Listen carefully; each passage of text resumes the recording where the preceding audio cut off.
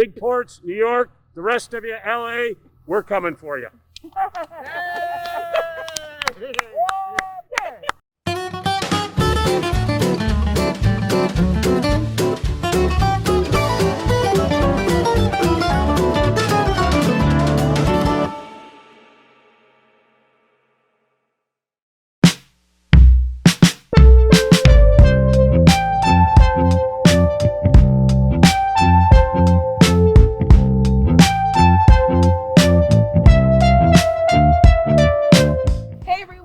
Kara Dixon with Candid with Kara, and today we are joined with Terry McAuliffe. Great to be with you. How are you doing today? Best show on TV. Awesome. So you are running for governor. We're off. We're excited, big and bold. Let's take Virginia to the next level. All right. Why are you running again? Well, I'm running again because the COVID crisis has been so devastating to so many Virginia families. So, like when I was governor last time, I had a record deficit, created a record surplus, record amount of new jobs. We got to rebuild. But we got to invest in our schools. We've got to take Virginia to the top. We got to help the black and brown communities that have been disproportionately hurt during COVID. So we went big before, and believe it or not, we got to go bigger next time.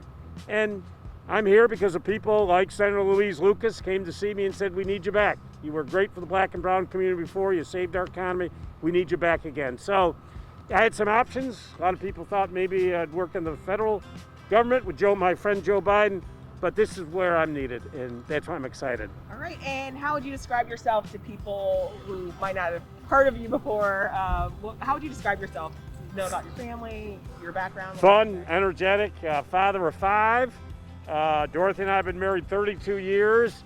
I like to get out of bed every single day helping people. That's why I love being governor, because you literally can get out of bed helping people every single day. You know, I had a record amount of restoration of rights. I leaned in on criminal justice.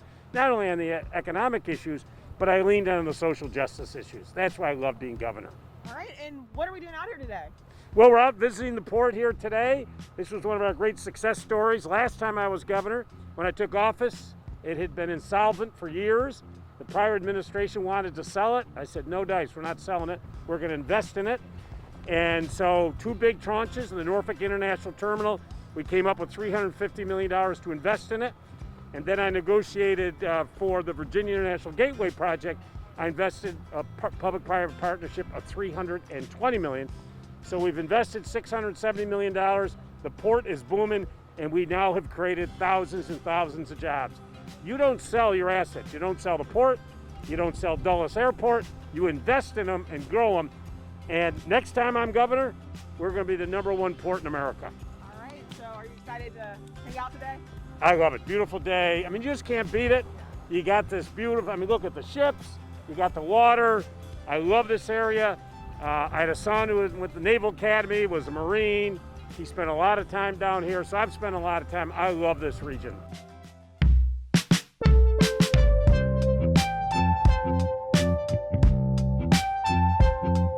So we are joined now with Senator Louise Lucas. Can you tell me about your friendship and why you're joining us out here today for our Candid with Kara? Well, let me tell you something. I've known this guy for decades, ever since 1992, when I was co-chair of the Democratic National Convention with Alan Diamondstein. And I think he was like the Energizer Bunny. We can't keep up with it. And he's still the same way today. But look, more importantly, I served with him when he was governor. And I was so impressed with the way he handled issues all across the board. It wasn't like this, I'm just going to focus on this one area. He was everywhere, the ports, education, economic development, you name it, and he was there. I was especially impressed because as the chair of education and health, he invested over $1 billion in education.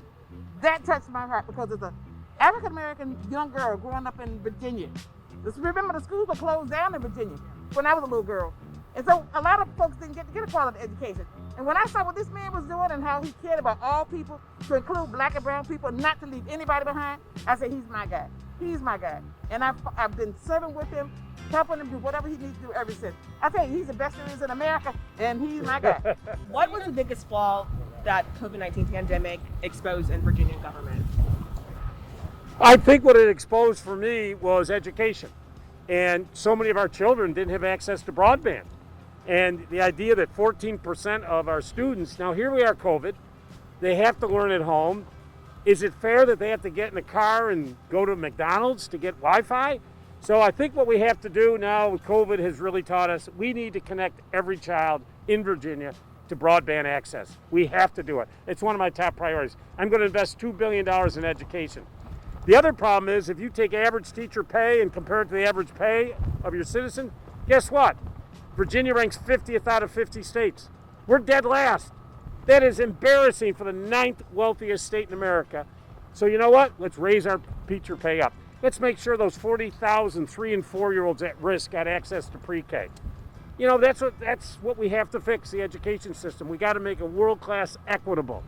And specifically in the black and brown communities have really been affected by COVID. This is a time to lift everybody up. What does a post-COVID Virginia look like for you and for the rest of the Commonwealth? Oh, this is why I'm back doing what I'm doing. I'm excited about this. We can lead the country. We will build a world-class equitable education system. We ought to have a goal that every single Virginian gets access to quality health care. Right now we have about 700,000 Virginians that don't have access to health care.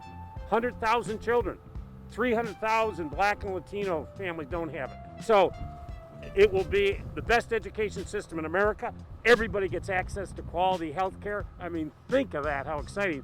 And more affordable housing, because a lot of people are stressed on housing. You've seen rents go up, pay hasn't gone up, so people are getting squeezed. So everybody has a beautiful place to call home. We got the best education in the globe. Everybody's getting health care. I'm going to feel bad for those other 49 states. We're coming. All right, third question. What do your first 100 days in office look like?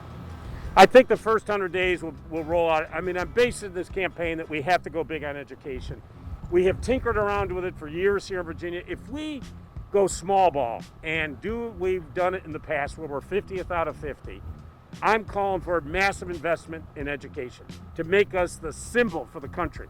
You know what happens then? Our students get a quality education. We can recruit more companies. We can bring more jobs here. Last time I was governor, created a record 200,000 jobs. Personal income went up 14%. Now with COVID, we really have to do that. So what I see is, number one, building that great education system, make us proud of the entire United States of America, get out with my aggressive plans on broadband access for every student, come out to make sure that we end homelessness in Virginia. When I was governor last time, first state in America to functionally end veteran homelessness. But we need to do that for everybody.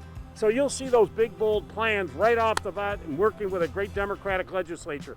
We can get this done. And then finally, leaning in on criminal justice reform, which I worked so hard on last time. You know, I restored the rights of more felons, those convicted of a felon, than any governor in the history of America. And look what happened. Republicans sued me for contempt of court. Now we got to get it out of our Constitution and put automatic restoration in our Constitution. We can do this.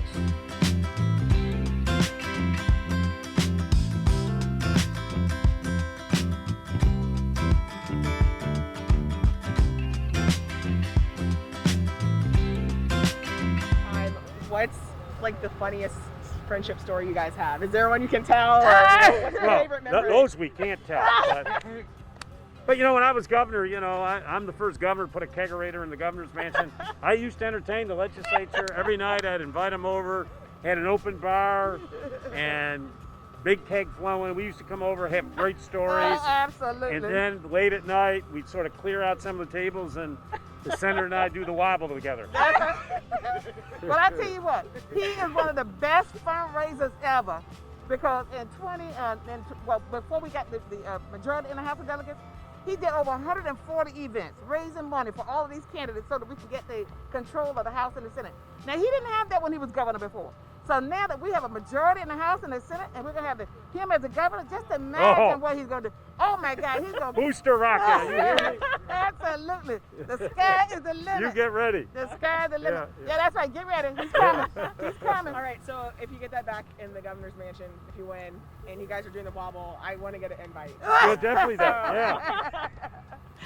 We clear out the area, we get it all going, get the steps back. Can you do it right now? Oh, a little bit. Come on, baby.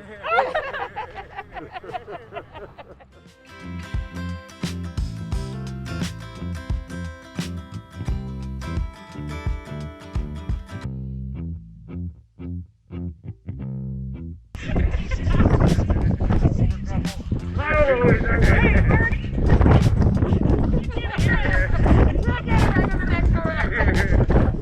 What is your favorite movie? Well, I got quite a few. I'd have to say probably Adjustment Bureau with Matt Damon, because I'm in it.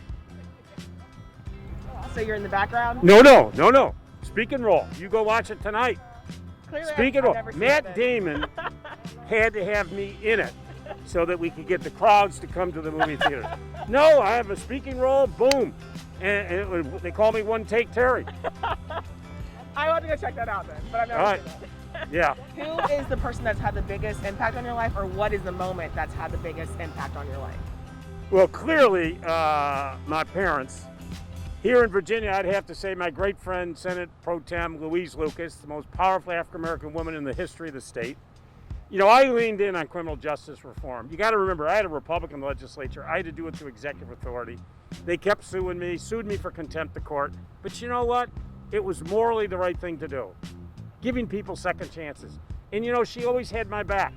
I put the biggest investment in education in the history of Virginia, $1 billion, even though I inherited a deficit, because I knew that would turbocharge our economy. She was there with me. So she was there for every single fight that I've had, and we've won. We've lifted people up. But, you know, I love her background. You know, she was a shiplifter here at the shipyard when she was 21 years old. And she'll tell you, she learned an entire new language there when she was working at the shipyards. But you know, she's tough, she fights for people, she's upbeat, and you know what? She doesn't take no for an answer. And I can't wait to partner with her again. I'm telling you, Virginia is gonna take off like a booster rocket. All right, last question. What do you hope is your legacy? You know, we had a lot of great accomplishments, but Kara, by far, was my restoration of rights. You know, as I mentioned earlier, to restore the rights for those convicted of a felon, to give them the right to vote back, more than any governor in the history of America. When I signed that order with 206,000 people, it changed their lives. And I just remember always campaigning, people coming up and saying, well, I can't vote. Why can't you vote? And this was a racist Jim Crow law that we have here in Virginia. So for me, being able to lift up people's lives, and today, Kara, people still, I get letters from people whose lives were changed because they always felt like they were second-class citizens. They paid their debt to society. But you know what? We always wanted to treat them like second-class citizens. Now they're back in their communities. You know, I think of people like Eric Branch. You know, all Eric wanted to do was be able to vote to help his grandchild's education, have a say in that. Calvin Manners, who served in Desert Storm to protect our democracy, and for decades he couldn't even vote in the democracy that he helped protect. So I think that would be, for me, my proudest moment when I was on the steps in April of 2016, on the steps of the Capitol, where they had put this horrible disenfranchisement into our Constitution in 1902, and to lift all these peoples up clearly. You know, it's about helping people. That's why I love being governor.